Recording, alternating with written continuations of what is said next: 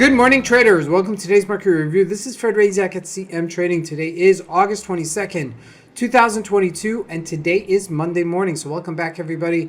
And looking at the highlights of today, the U.S. market sold off quite significantly last Friday, and then they're continuing this morning with an open gap lower. Now, no major economic events scheduled for today, but as we look at the various markets, starting out with the Forex symbols, the euro and the British pound revert lower. Looking at the indices, the NASDAQ and the Dow Jones both gapped down this morning. Looking at commodities, gold retracing and selling off to support, with oil unchanged. And looking at the stocks, it was Facebook last week that was the biggest loser and sold off significantly. And lastly, looking at cryptocurrencies, Bitcoin retracing. So let's take a look at the markets and see what we can expect from today's trading.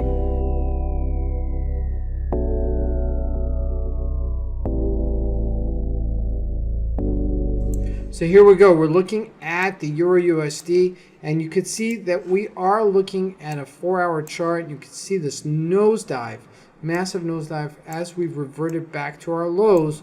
We're not at that one-to-one par, but about 39 pips away from it, and you can see that quite clearly. The selling off push the markets lower. Now, when we look at the GBPUSD, same story, to its lows on a daily, which is a little bit more disconcerting as a trading at 1822. Now, this is going back to the lows of where we were in 2020 when we hit the pandemic. You can see it right there. So that is significant. Now, we did trade this low during the year, but we haven't closed this low, okay, from week to week. So this means that it is getting significantly lower, and we may test those lows once again. Looking at the Australian dollar, wasn't affected of it as much as the Australian dollar remains strong. However, looking at the USDJPY, this is what we spoke about last week. We had that breakout 136. We're trading right now 137.22.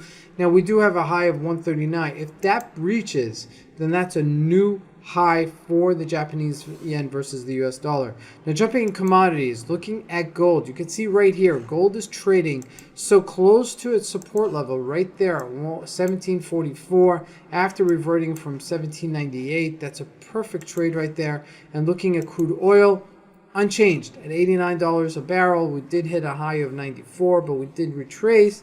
And we're right now just hovering lower. Now, this is still on downwards trend. I mean, you could see that quite clearly. If we just highlight that on the trend line, you can see that right there. It is trading on that downwards, but the slope is getting less, how should I say it, less on the downside, meaning I would have expected us to be in the 83-ish area as opposed to trading as high as 85 on the last low.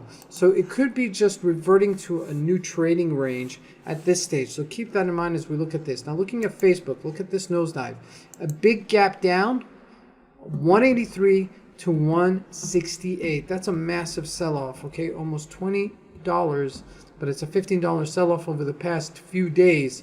Okay, so looking at that, that's something to consider, as this may continue to sell off later today. Microsoft also got hit.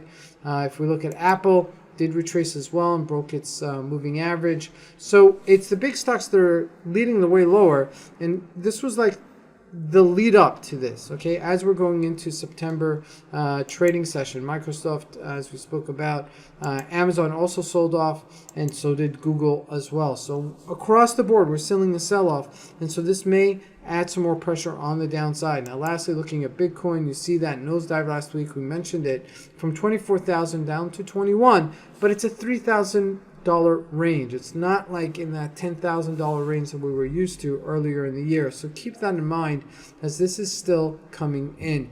Now, remember, we are still in summer trading as we're entering the latter part of the month of August. We do still expect lighter than expected volumes, so just be aware of it. This is Fred Razak. I want to wish you guys a great trading day.